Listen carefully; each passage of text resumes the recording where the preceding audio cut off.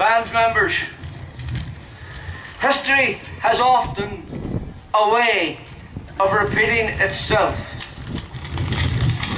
In 1688, the Jacobite forces arrived at the city of Londonderry.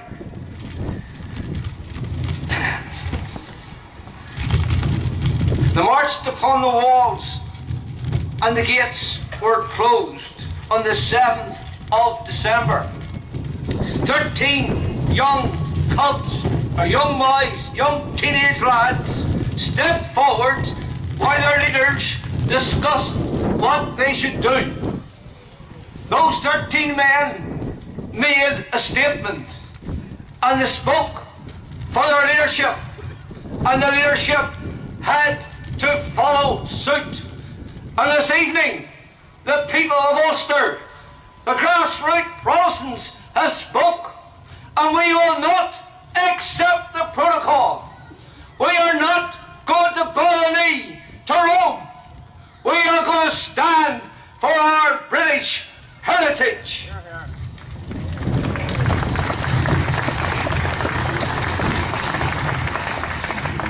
On April the 18th, King James and his Catholic army arrived as reinforcements. The ultimatum was given: surrender or die. Surrender or die. And our forefathers chose not to surrender. They were prepared to die for the Ulster cause. They were prepared to die for the Protestant heritage. And they refused to surrender. From that city, today, we are asked, surrender your British identity. Surrender everything Protestant by those of the same ilk, those that hate anything to do with British identity, British culture, and those that murdered our beloved brothers and sisters.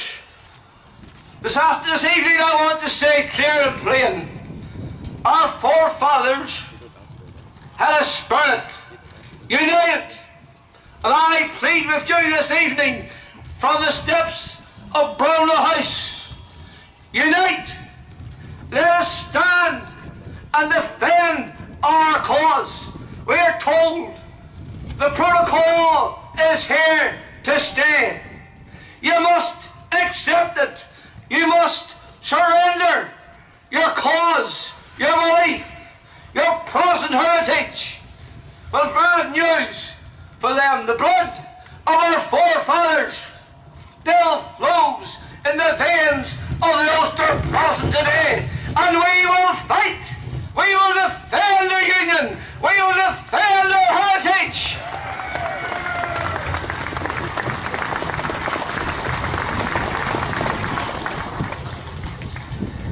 In times of crisis, there's always those that come to the fore. There are those who speak loudly and clearly, and you can trust. Then there are others, like Colonel Robert Lundy, a Scottish army officer.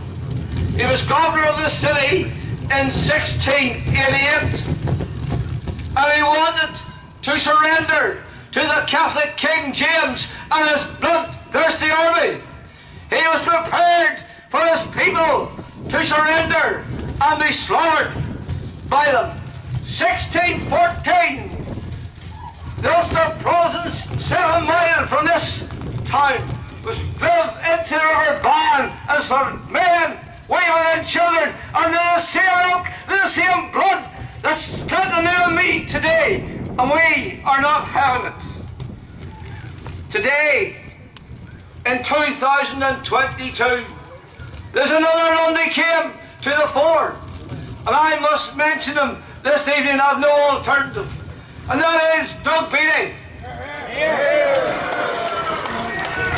Doug turned his back upon the people of Ulster, turned his back upon you, the loyalist of Ulster, turned his back upon the people of his own constituency in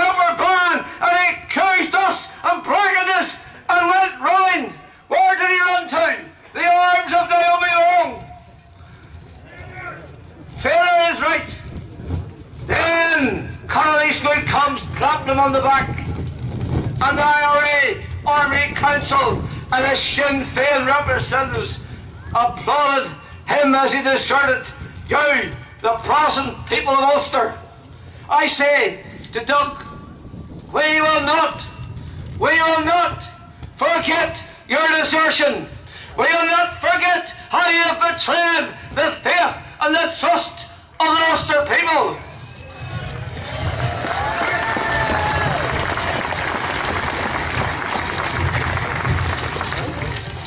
And if Doug thinks that the leaders of this organisation are going to sit and talk with him in private, he has another thought coming. We will not discuss our heritage with a traitor on a Monday. It's not on.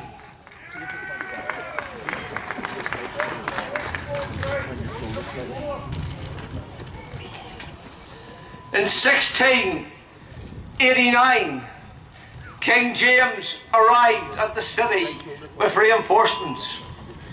Those reinforcements gave an ultimatum to our forefathers. Surrender or die. Surrender or die. But we are not surrendering. We're standing for what we believe in. And I would encourage you this evening, the grassroots Ulster Protestant has awakened. The land has been awakened. Let's go forward, united in one cause, like our forefathers, and we will win the battle. They won the battle.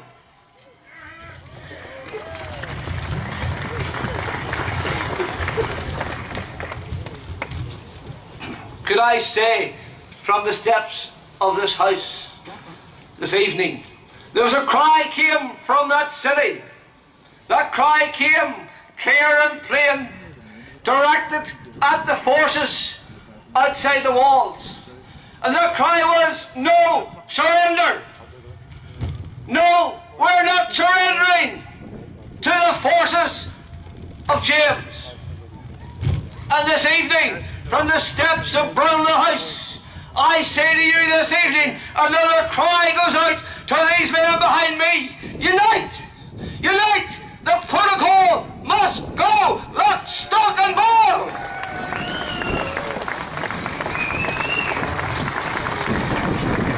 Sorry.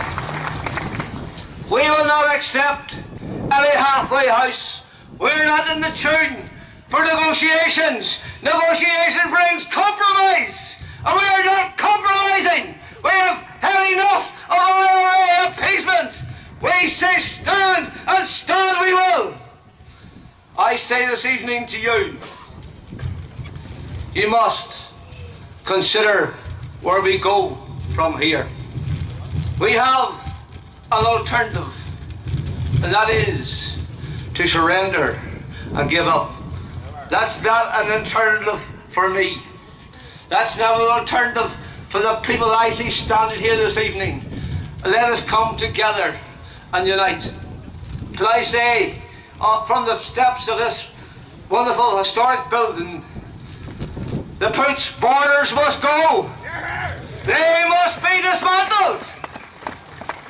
And I say to Edmund this evening, you ought to be ashamed of yourself. You've worked with the enemy of Ulster. Hang your head in shame. Yeah, well, I'll let you deal with him. I say this evening, I say this evening, and I want to make it clear and plain, we have to remove these borders. We have to. And I say this evening, also, and as I finish, I had somebody saying to me, thank the Lord behind me, so there you are. But I want to say this evening, from the steps of this house and from the shores of Loch Ness, I plead with our political leaders, unite, unite and destroy the protocol, unite and defend the Union. It must be defended at all costs. Politics is not an option. The Union is the most important thing this evening. Let us go forward, united. It gives me great pleasure this evening to call upon our brother Jamie Bryson. Come.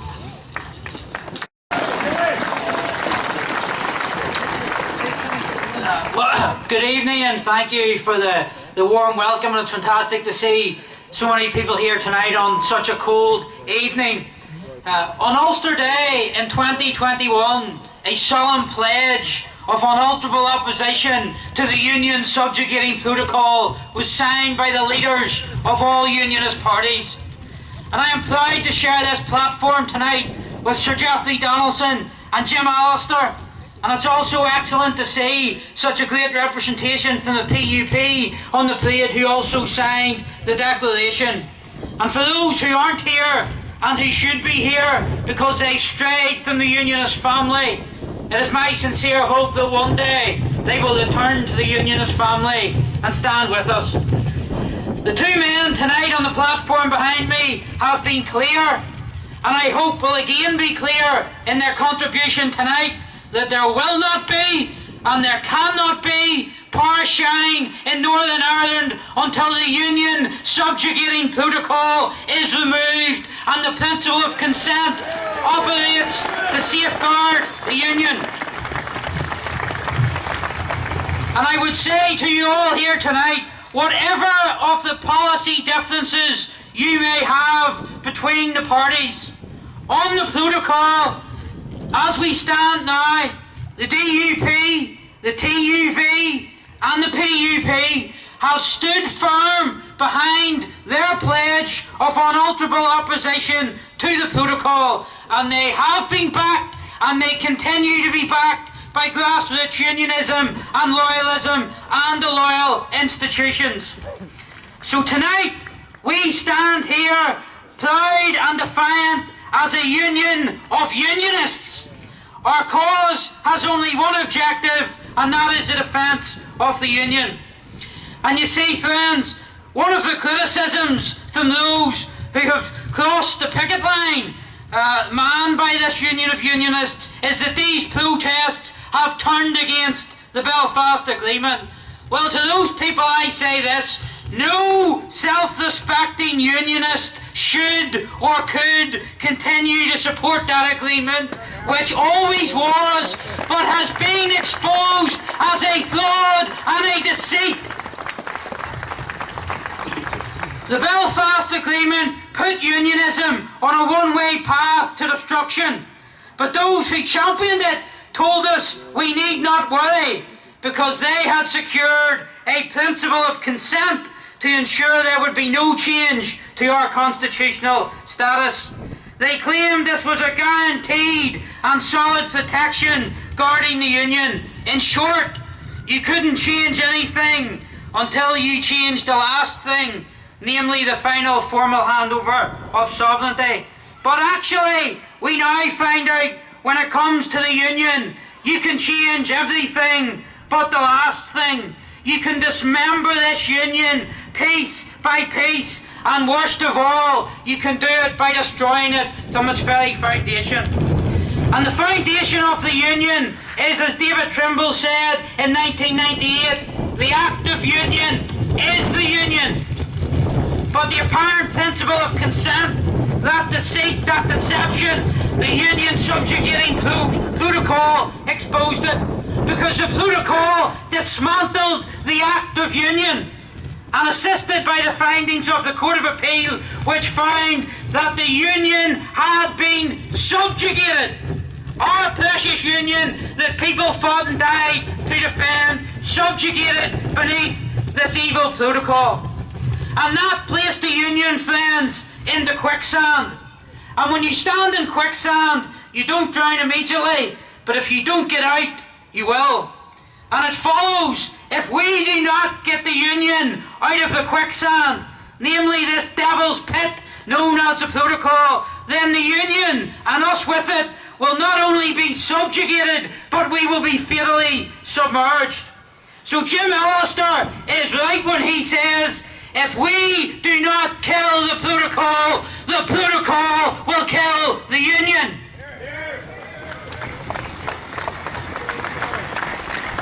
But there is no threat to the union. Some people tell us such folly and such lies. And let me make it simple for those people, even some purported unionists who say there is no constitutional threat. In 1998, pro-agreement unionism was led by David Trimble.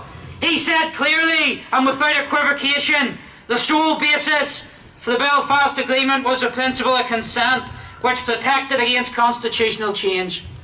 As I said, he also correctly pointed out the act of union is the union. Well, now the act of union has been subjugated, and this subjugation, this fundamental change, has happened without consent. And so what do the sycophantic puppies fascinated with the Belfast Agreement tell us? They claim, despite the clear and unequivocal evidence before their eyes, that there has been no constitutional change, that the union is safe. And what is their proposed way forward? Not only to keep operating the fraudulent, the deceptive institutions of the Belfast Agreement, but to deliver more Belfast Agreement by embedding the protocol by north-south bodies. Their strategy is effectively to say to those imposing the union subjugating protocol, please take away the protocol, or else we'll keep implementing it. And the Belfast Agreement, as Maggie Thatcher would have said, you need a deterrent, and that's no deterrent. And ladies and gentlemen, when we look at the last 25 years, it has worked on a fundamental premise, and the fundamental premise is this, that unionism must give and nationalism must get. The RUC, the UDR, the British Army, criminalised and dehumanised, whilst the IRA have de facto immunity. Loyalists hounded and harassed by the PSNI, whilst the criminal activity of the IRA is off limits. The PSNI said to me in writing, we do not investigate the IRA. Welcome to Northern Ireland in 2022. We've been expected to hide our Britishness and our identity treated as an underclass. Even so much as a stone to commemorate 100 years was too much to ask for. And those things are just some small examples. Each of you will have your own, and I urge you to think about them and ask yourself, what has the last 25 years delivered for the Union? Think about that, and you will realise why they want anti-agreement and anti-protocol voices silenced. Because they don't want the people of our community hearing the truth. They want unionism and loyalism to continue to be deceived, and so they will seek to demonise, to silence and to censor any voices which expose the deception. And this campaign we've seen recently, led primarily by the SDLP and the Alliance, and they say they're worried about the language being used from these platforms.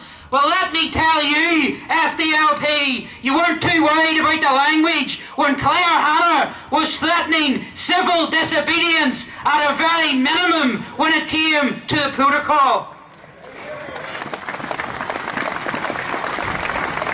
Or in the same newspaper article when silly Stephen Fry, he who is offended by so much as a purple and orange football top, was explaining why nationalist civil disobedience would be justified if there was any checks between North and South. And of course, these threats were mild compared to the Irish government's threats of IRA bombs if there was so much as a CCTV camera on the border. And Simon Coveney this week, quite rightly, said that violence or the threat of it should have no role to play in any democratic society. Well, it's a pity Mr. Coveney didn't think that when his government were using the threat of nationalist violence to try and subjugate us under this protocol. But sadly, folks, this hypocritical campaign to silence our community is aided and abetted by some who are worried or concerned, bless them, that what that when I have said from these platforms that we need to raise the temperature politically, and in consequence these poor souls are worried that tensions might rise, let me remind such persons, tensions are rising in Northern Ireland because our people are being held hostage in an economic united Ireland, and our union is being subjugated against our will, and all of this imposed as a reward for the threats of nationalist violence. That's what's causing tension in Northern Ireland.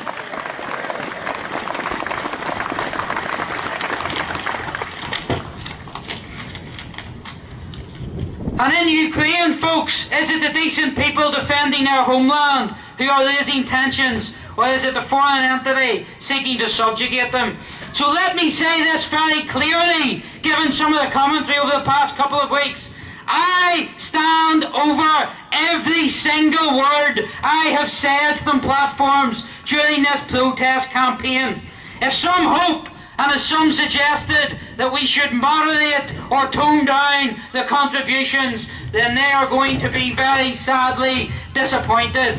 I will not be party to misleading or deceiving the unionist and loyalist community, and nor will I be part of the nonsensical proposition that we should continue to operate or support the Belfast Agreement, nor the process or protocol it spawned. And if that is raising the political temperature, then so be it. And to those people I say, there are some people who would be better standing firm and focusing on a union of unionists rather than chasing some utopian consensus with those whose objective is the destruction of the union. To paraphrase the words of Lord Carson, there are none so loathsome as those who would sell their friends for the purpose of conciliation with their enemies. So as I come to a close, folks, we do need to politically raise the temperature peacefully and lawfully, and we do need to ensure maximum political and societal instability. So far be it from retracting any of those words I first spoke in Ballymoney, I say them again, even louder. And equally, I have been criticised for views expressed on the Irish government. I stand over those views 110%, and let me say them again. The Irish government did use the threat of IRA bombs to put this protocol upon us.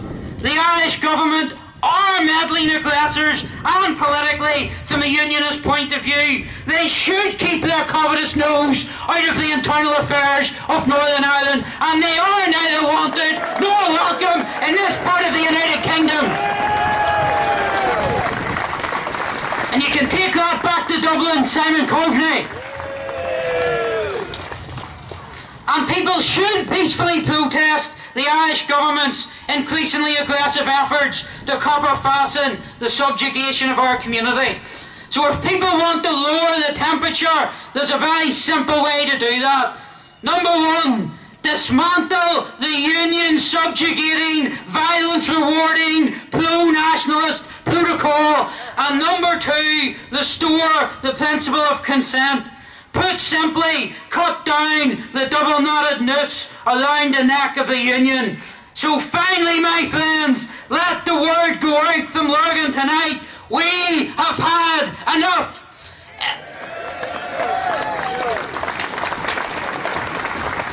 Enough of a Belfast Agreement designed to walk us into United Ireland. Enough of our community and culture being treated as an underclass. Enough of the sneering, self-appointed, latte-drinking liberal elite sneering down their nose at us. Enough of the two-tier policing and justice system, and most of all, enough of this violence-rewarding, union-subjugating protocol. We are a union of unionists, and we say enough is enough. Thank you. It gives me great pleasure this evening to welcome the leader of the DUP, Democratic Unionist Party, Sir Geoffrey Donaldson. I just asked Geoffrey now to come to the platform.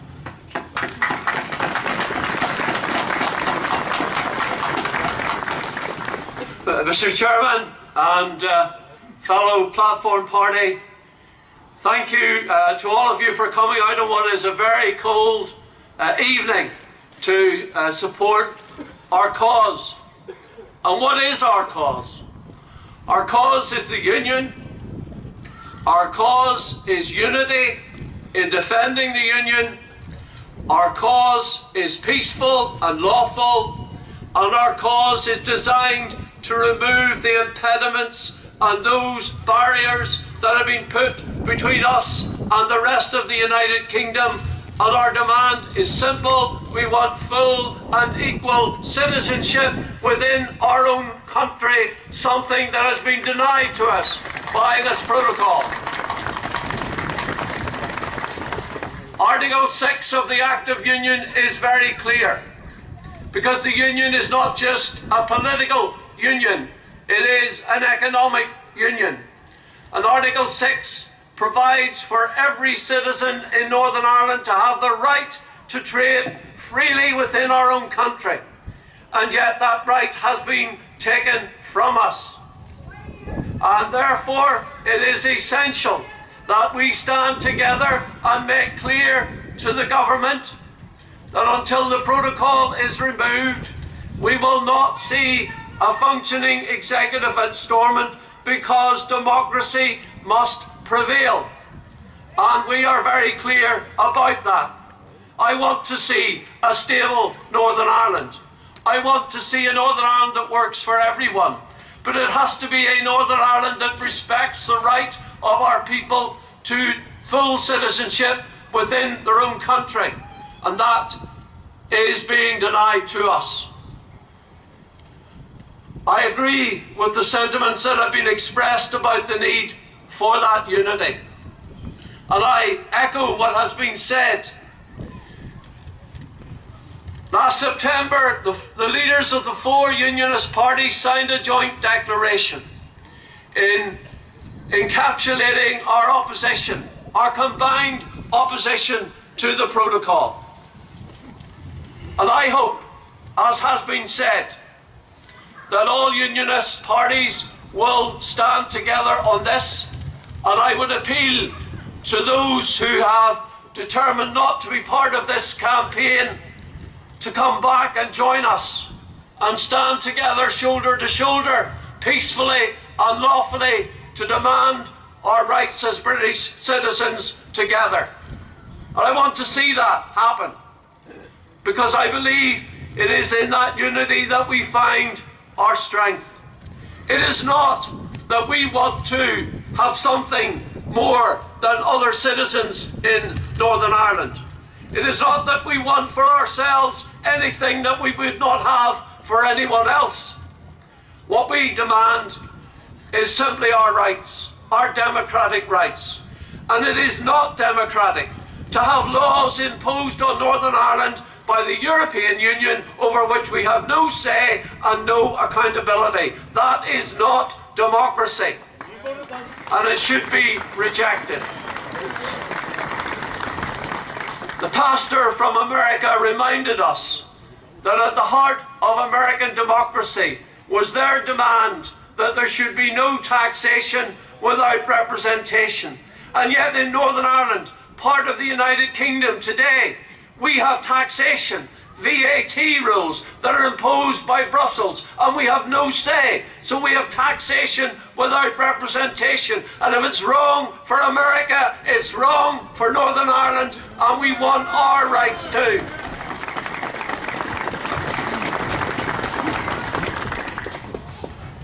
And so it is essential that in the coming days, I ask you, and I believe it is echoed by others on this platform, we need our people to come out in the election and to vote for the Unionist Party of their choice, and to transfer their votes right down the Unionist ticket. It is essential that we maximise our representation and send a very clear message out to Brussels and to Dublin and to London that unionism is united in its determination to oppose the protocol and to see Northern Ireland's place fully restored back in the United Kingdom.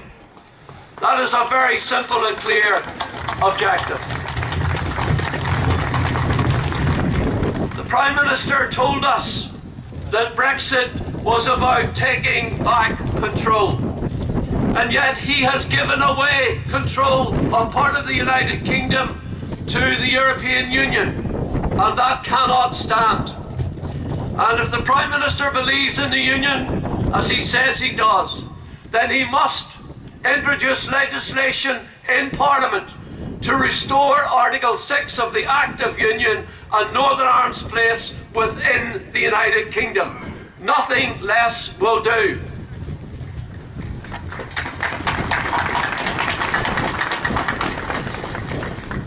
I know it's cold and you really don't want to hear lengthy speeches, so I'm going to conclude by saying very clearly yet again,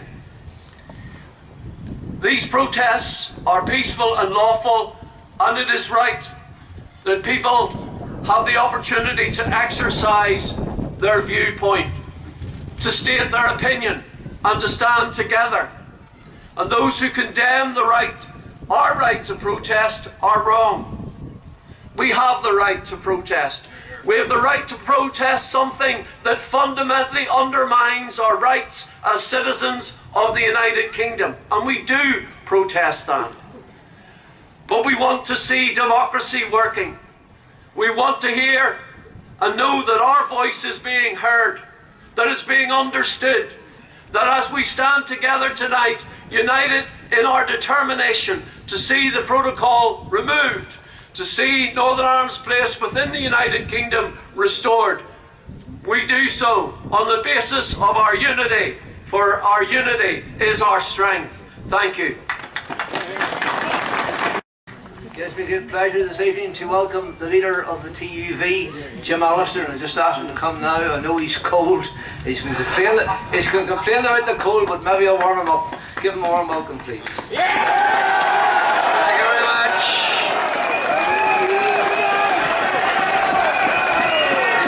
Thank you very much. Thank you very much. Thank you very much. Thank you very much, Mr. Chairman. It's great to be with you, cold as it is in Lurgan tonight. But because it is so cold, I will keep this short. But it doesn't take very long to demonstrate why this iniquitous protocol is irreformable, unacceptable, and can never be made acceptable. There's a very simple reason. Because the core of this protocol, the key component of it is this: that Great Britain, the other part of our nation, according to this protocol, is now a foreign country. Think of that. Yeah. That is what this protocol does and what it says. And as far as our trade is concerned, Great Britain is a third or a foreign country. And therefore, when we bring goods from Great Britain, we are subjecting them, because the protocol says it's a foreign country, we are subjecting them to customs codes, foreign customs checks, foreign codes, and all that goes with that being a different jurisdiction. And that is a dagger to the heart of the Union, because this Union is two things. It is an economic union and it's a political union. The economic union is set forth in the Acts of Union in Article 6, which says the basis of the Union is unfettered trade between and within all parts of the Union. What does the protocol do? It fetters that trade. It sets up these hideous posts to impose checks on goods coming from the rest of this United Kingdom. And no one, of course, should be under any illusion, but as to the political agenda and purpose of those checks. It is to distinguish us, to create an all-Ireland economically.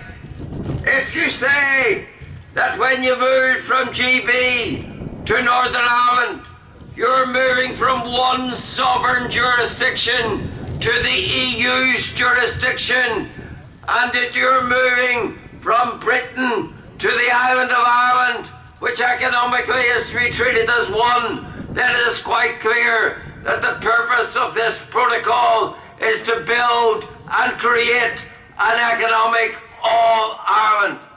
And how is that to be done? Very simply, by making it difficult to trade with GB. You force business to trade north-south. You build an all-Ireland economically. And of course it's intended to be a short step from economic unity to political unity. And that is the evil intent of this protocol, to dismantle this union economically, in the belief and in the sure certainty that that then will create political dismantling of the union. And that is why the protocol is not just about trade. The protocol is about the sovereignty of this United Kingdom. What do customs posts demonstrate? They demonstrate that you're moving from one sovereign territory to another. And when you come out of Great Britain into Northern Ireland and your goods are subjected to foreign checks, then that is telling you you're leaving the United Kingdom. You're entering the territory of the EU. You're entering somewhere where it's the EU's writ, not the British writ that runs. And that is why the protocol is doing irreparable constitutional damage, because, as the Court of Appeal has said, has had to say, it has subjugated Article 6. What does that mean? It means to say it has vanquished it, it has overcome it, it has suppressed it, it is superior to it. And that is the legal message about the protocol.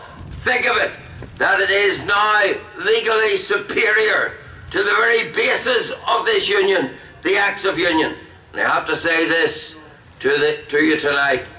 Any unionist who doesn't get that then has no idea what this protocol is about. And any unionist who says you shouldn't protest about that has no idea what this protocol is about.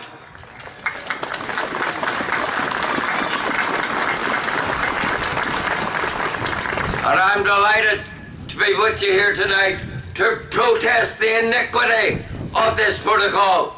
And I say this to you, those who have disappointed us by their failure to grasp what this protocol is about, those who have taken the same line as Sinn Féin, as the SDLP, as the Alliance Party, that you shouldn't protest, I say to you, there's an opportunity coming for you to demonstrate what you think about that, and that day is the 5th of May. And when you go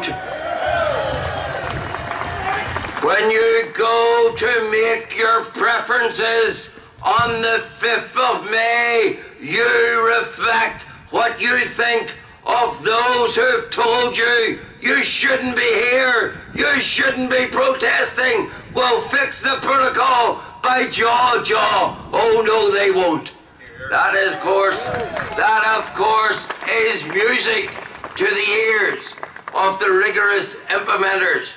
And no wonder it was the rigorous implementers who were clapping the outgoing MLA for Upper Ban on the back when he made those comments. But you, on the 5th of May, have your opportunity to have your say on all of that. And that is a day, ladies and gentlemen, for strength, not weakness. And strength, not weakness, is what we need to continue to show until we defeat and rout this wretched, iniquitous union dismantling protocol. And it must be done, because as was quoted tonight, the choice is simple. We either kill the protocol or it kills the union. There is no halfway house in this. There is no good protocol. There is nothing sensible in the protocol. There is no best of both worlds. There's either the protocol, which is the EU world, or being part of the United Kingdom full and proper. And that's where we were born, and that's where we intend to remain. So I say to you, thank you for coming. Your strength, your encouragement is good. And do remember that going forward, we do need to demonstrate that it's strength, not weakness. That is what will defeat this protocol. Thank you very much.